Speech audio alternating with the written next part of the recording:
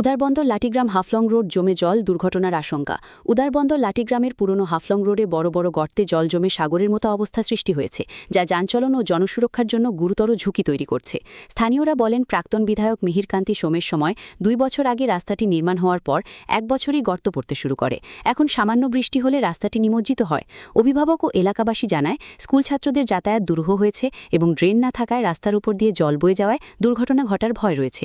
সোমবার তারা জেলা ও রাজ্য কর্তৃপক্ষের দ্রুত হস্তক্ষেপ চেয়েছে এবং রাস্তাটি মেরামত ও ড্রেন নির্মাণের দাবি জানিয়েছে। কি দেখছি রাস্তাটার অবস্থা বর্তমানে?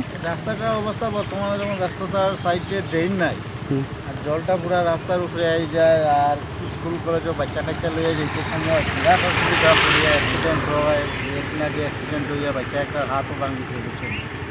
আমরা জেলা প্রশাসনের কাছে আর মুখ্যমন্ত্রী মহোদয়ের কাছে আমরা অনুরোধ করি আর যে দয়া করে রাস্তাটা যাতে ঠিক করা হয়।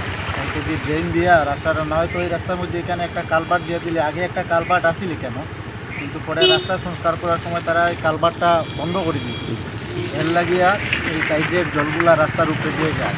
এখানে যদি একটা কালভার্ট দেওয়া হয়ে যায়, এই জলগুলা এই রাস্তার উপরে দিয়ে যেত না, রাস্তা নষ্ট হইতো না, মানুষের এই বিপদটাকে নীলকান্তি সময় দিয়ে রাস্তাটা বানানো হয়েছিল। আজকে 2 বছর পুরো হয়েছে না, রাস্তার এই অবস্থা হয়েছে।